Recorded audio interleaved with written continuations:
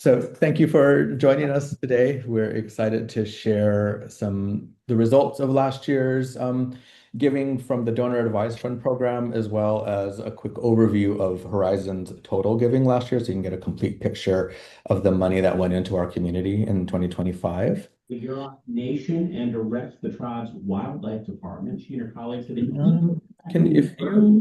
Let's see here. Somebody's not muted. I want to start with this because I thought it was interesting, and I imagine it might feel frustrating to you. Nobody's actually seen the egg yet. Is that true? That is correct. There we go. I think I figured it out. All right. Somebody just had their mic on. So we're going to talk a little bit about overall kind of grant making, a quick overview of all the money that Horizons has put onto the community, and then we'll drill down a bit further into donor advised funds and what the donor advised fund program was able to do for the community in 2025.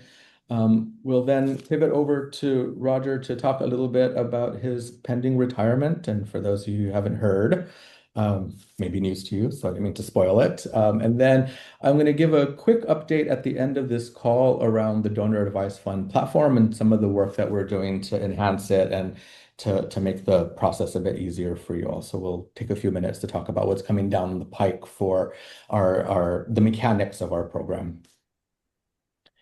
All right, so we're going to share some PowerPoint presentations, and Roger's going to kick us off and talk about kind of overall high-level grant-making numbers for the organization. Well, thank you, Henry, and thank you all for coming. It's great to see all of you, or at least see your names and your still photos on the site. So this is about Horizons overall grant making last year. So that means it includes everything that Horizons grants out. So our community grants, our donor advised fund grants, which Henry will be drilling down into more, our scholarships, and a variety of other programs that we have. And we had a really exciting year in terms of our grant making last year. So I'm eager and excited to share this information with you.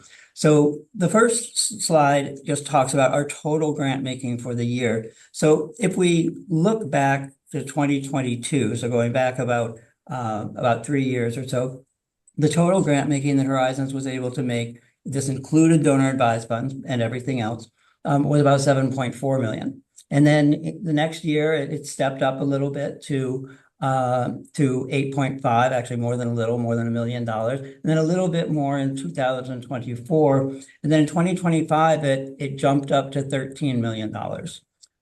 So it was, far and away the most grants that we've ever been able to make in 1 year. And the donor advised funds, of course, were a significant part of that.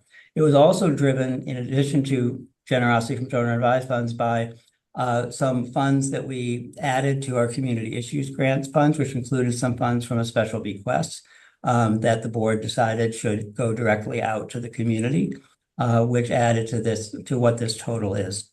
So we are quite excited by that.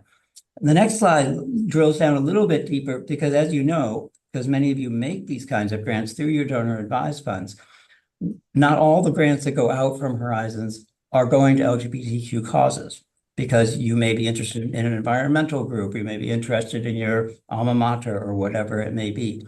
So we also look, because of our mission, we look at what portion of the grants are going to LGBTQ plus organizations.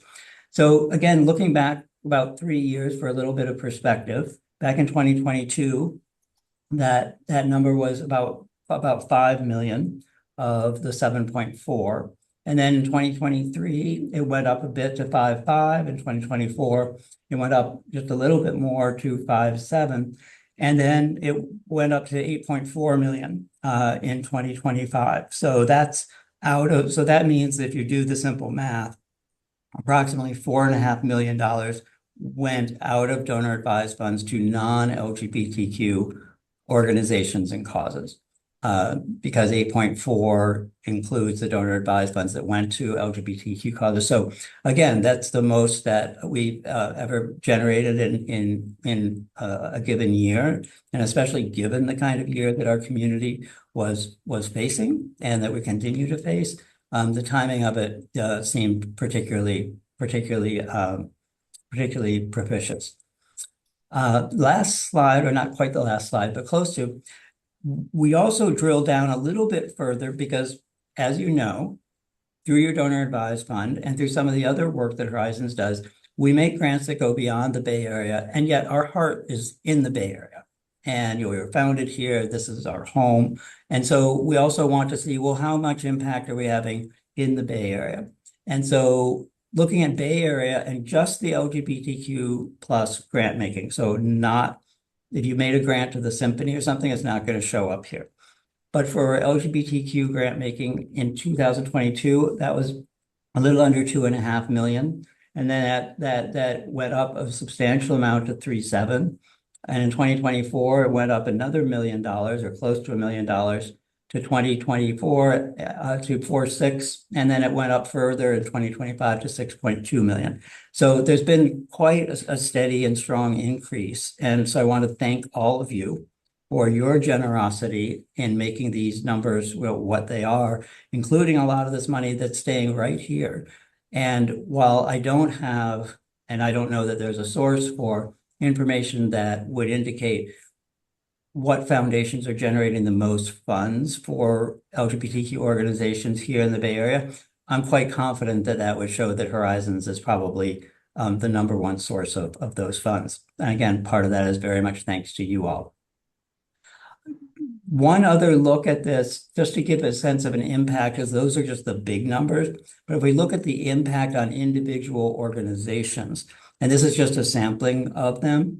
So we see like the Oakland LGBTQ Center got total donor advised funds, community issues fund, grants, all of that, a little over $200,000. Lyric got the well-known LGBTQ youth organization, got nearly $200,000. Ditto with Lion Martin Health Services, the trans-focused organization Ella para Trans Latinas. And you can read the list for yourselves. Oasis Legal Services focuses on asylum and refugees, refugee work for LGBTQ people. Open House serves senior LGBTQ folks, and on down the list. So a number of organizations in the community, again, in substantial thanks to all of you, received very substantial funding from Horizons in this past year. And because we make grants that go outside the Bay Area alone, looking from a larger perspective, the National Center for Lesbian Rights, which is, it's the home team. And so we could have called this a Bay Area organization as well, but they do work that is very much national. So we classified it here, but they receive over $500,000 from Horizons Foundation, again, from the multiple sources. Outright Action International, which is one of the which is the leading LGBTQ international global human rights organizations, nearly $400,000. UHI is actually located in Africa through our One Global Grants program, and then the LGBTQ Task Force that a number of you know of from its long history in DC. So this gives an indication, again, of the sweep of some of the grant making, the impact that it's had that goes beyond just the Bay Area alone. So those are some insight. I think that's the last slide. Is that right, Henry? Yes. Yeah. So that's an overall perspective on things. And if anybody has any questions, you're welcome to put your hand up. But I'm going to go ahead right now and pass it on to Henry, who has a lot more information and breakdown, some very, very interesting breakdown on the donor advised fund results in particular. So over to you, Henry. Thank you. And first of all, again, I want to echo Roger and say, thank you so much for the contributions, the support you've given to us and to other organizations. Everything that we're going to kind of talk about tonight is thanks to you. So thank you for that. I just wanted to give you a quick kind of set about what we're calling the T2 DAF campaign, because that wasn't really necessarily a public thing, but what we decided to do was, given the current state of this current administration and the attacks on the community, our community, we thought, okay, well, how are we going to respond to this? What can we do as a foundation to, put more money out into the community? And we thought, one way to do this is through, donor advised funds and some of the other things that Roger talked about earlier. Sorry, I keep using the wrong button. So, why did we decide to do this in 2025? So why now? I think we all know what's going on in the world around us, particularly in this country, and the attacks that the LGBTQ plus community is facing from all directions of the government. So we thought, we need to have some sort of a response to this. So we came up with this idea. And the goal of this idea was to, work with active donor advised fund holders, such as yourselves, and really work to increase the amount of dollars that were going to LGBTQ organizations. And we were focusing a lot on the local community. So we were really advocating that you make donations within the Bay Area LGBT space. And our goal really was to create an additional $1 million in grants from donor advised funds over last year, over 2024's totals. And in 2024, it was about $3.3 million that was granted through donor advised funds to the LGBT community. We're looking at the numbers from all of 2025, but the timeline for this campaign was July through December. I mean, we really started kind of communicating with you all in July about this because that's when most grants are made on the second half of the year. So we thought we'll allow folks to kind of continue to work within that space that they're comfortable with. All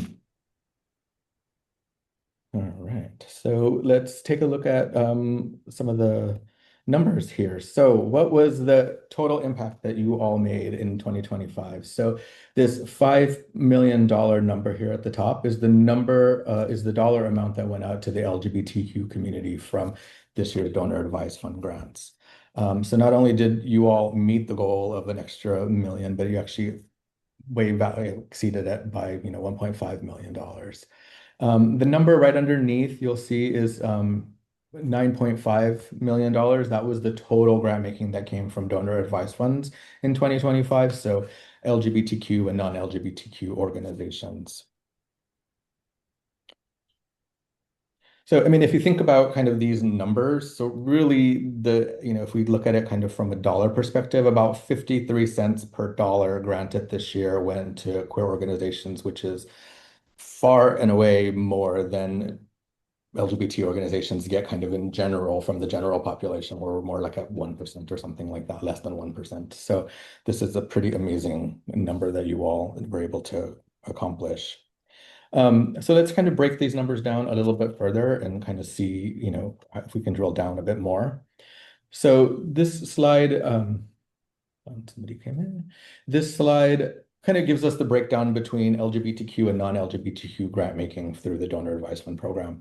So one thing that you'll notice is between 2024 and 2025, the percentage stayed pretty flat to the prior year. So we're almost a little over 50-50 in terms of where the money is going within the community.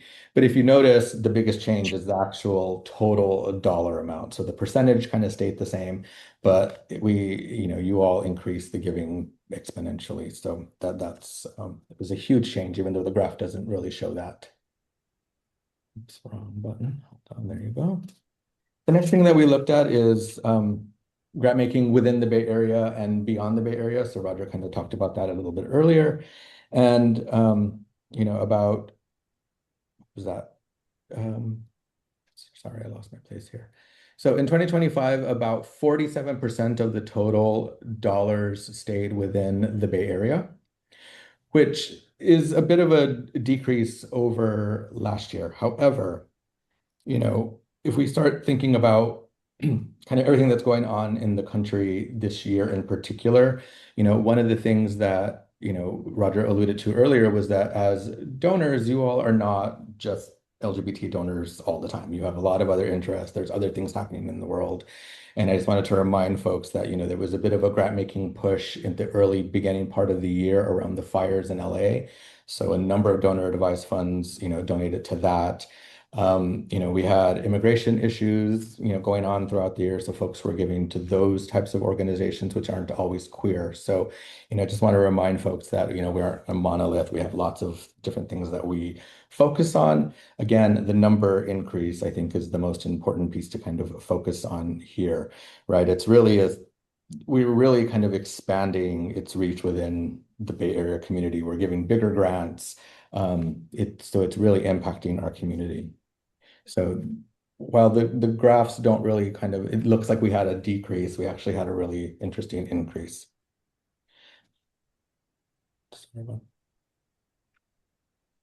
So this is a bit of a breakdown around LGBTQ giving by geography. So the first two, these upper cards here, is LGBTQ money. So this first one is LGBTQ grants that stayed within the Bay Area. So that was $3.4 million this year, stayed within the Bay Area. In 2024, it was 2.6 million that stayed within the Bay Area. So that was a really large increase of money that stayed within our own community.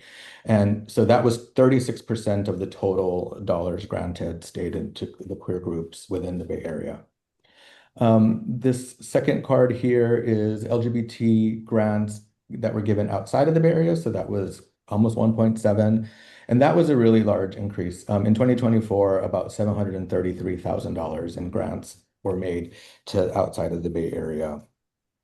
And again, I think people were responding to this federal administration giving grants to task force. Roger highlighted some of the organizations outside of the Bay Area that received dollars, and they were all worthy and needed. So that was a bit of an increase, about a 17% of the total was given outside of the Bay Area. The bottom two cards are non-LGBT grants. This first one was within the Bay Area. So 1.6 million stayed within the Bay Area, but went to non-LGBT organizations, which was about 17% of the total dollars granted.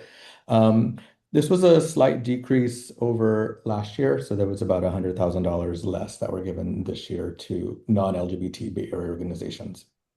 And then the final card is money that went outside of the Bay Area. So that was 2.8, almost $2.9 million, so 30% of the total. That was also a substantial increase over 2024, which was 1.4 million went to non-LGBTQ organizations outside of the Bay Area. Henry, can I just pop in one thing here? So just a little bit for further information. Within the non-LGBTQ plus category are very closely allied organizations. So probably the best example is the ACLU. We have a number of donor advisors who give very generously to the ACLU. If they give specifically to the LGBTQ Rights Project, then we count it as an LGBTQ grant. But if it's not, if it's to the organization in general, we do not. So some of the grants you're seeing in non-LGBTQ plus are these very closely allied organizations. They may be, feminist organizations, reproductive rights organizations, groups like the ACLU, et cetera. There's plenty that are not, but there is a significant portion that are, all but LGBTQ in terms of the work they do in the world. Thank you. Thanks for pointing that out. So then the next thing that I'm looking at is, so these are the dollars that went out by issue area. So Horizons tracks kind of 5 issue areas that we give money to: advocacy, health and human services, arts and culture, community building, and other. And I'll explain what those mean as we go along. So the largest bucket of money that went out was to advocacy, and that didn't change. That's always been kind of the number one issue area that's given to, and advocacy organizations are folks like NCLR, folks who are fighting for our rights, who are out there kind of trying to help out. So the entire bar is the total amount of giving to advocacy organizations. So 2.6 of that 1.74 went to LGBT organizations. So, way more than half went to LGBT organizations. The next most kind of popular category is other. And what that entails is other kind of became a catch-all for things that don't fall neatly into these other buckets. So other includes things like environment, animals, philanthropy. So we have a number of funds who give to intermediaries who then kind of bundle the money and make more grants. So places like Solidaire Network, different organizations like that. This also includes money that comes to Horizons Foundation as donations. So that's one of the reasons why the other category is so large. We are looking at thinking about the way we kind of categorize these grants, particularly around the environment and animals, because that's one area that's really growing. And the other category also includes donations to religious organizations, which is a pretty large chunk of that. And of that 2.5 million, 1.3 of that went to LGBT organizations. Stan, I'll get to you. Do you want to ask your question? Sure. How does Horizons determine whether a donor advised fund grantee is a queer or trans organization, especially if it's not obvious from the name? So we have a taxonomy that we use to categorize all of our grants. So what we do is we look at the organization, its mission, its focus, what it's working on, and then we have a very dense taxonomy that's about 6 levels deep that tells us, is this an advocacy organization? From that, what type of advocacy are they doing? So you can categorize things like, LGBTQ advocacy, but that could also mean advocacy around, laws and things around cancer research and those things. So we go through and we code every single grant that Horizons makes. It's coded through this matrix. Does that answer your question, Stan? Yeah, thank you. Okay, cool. And Henry, Julie has a question in the chat as Sorry, I well. can't see all the. Where would Gaza food relief go, for example? Gaza Food Relief would go under Health and Human Services. And Health and Human Services, we categorize that. So there's the health services, which tend to be things like clinics, places where you can kind of health services, and human services tend to be organizations that help with food aid, some education. So there's, well, not education, but yeah, food aid and those things kind of fall into Health and Human Services. And I can't see everybody's thing. So Julie, did I answer your question? Yes, thank you. Perfect. And then the next is arts and culture. 1.3 went out, 550,000 went to that. And then community building is always our smallest category. And that tends to encapsulate organizations such as community centers. So this is a lot of where like money to the LGBT Community Center or Oakland Community Center would be captured. There aren't a whole lot of organizations within our community that are strictly community building. There's a handful that work with like younger folks to build community or to kind of bring them up into our movement. Any other questions on this breakdown? And I can't see everybody, so feel free just to chime in. Yeah, okay. So Roger talked about this a little bit, and I'll just kind of share a little bit more on the donor advised fund portion. So these are the top 10 LGBT organizations that received funding through the donor advised fund program this year. The organizations that are in this orangey color are non-Bay Area organizations. Again, Roger kind of explained NCLR and how we categorize them.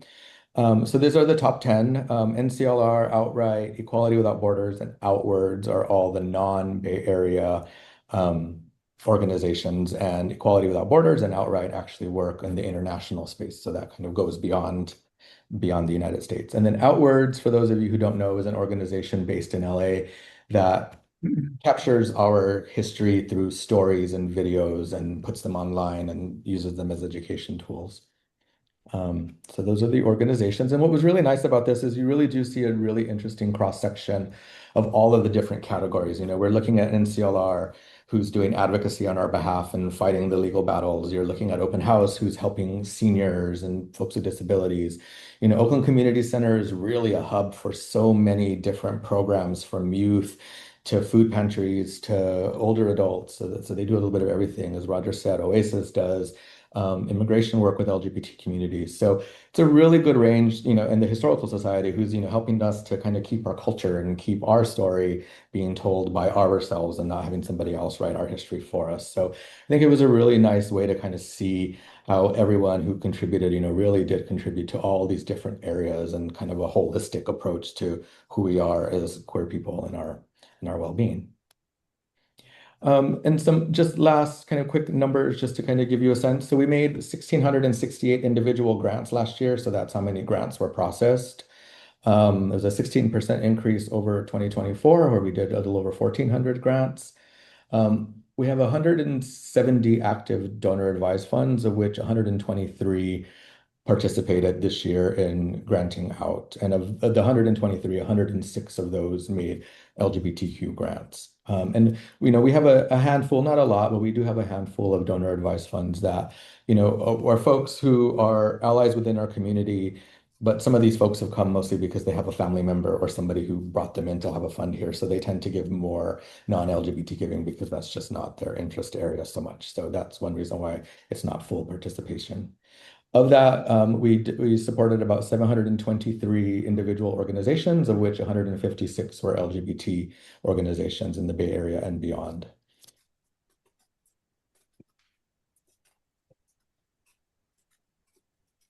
So that's kind of the drill down of all this information. And please, my contact's in there. You all have my contact. If you have any other questions or want to kind of talk about your giving as it pertains to all this, definitely reach out to me. I'm more than happy to chat with you, work with you, kind of look at your giving, kind of see where it fits within this overall picture. And maybe you can get some ideas from that. So feel free to reach out. I'd be more than happy to chat.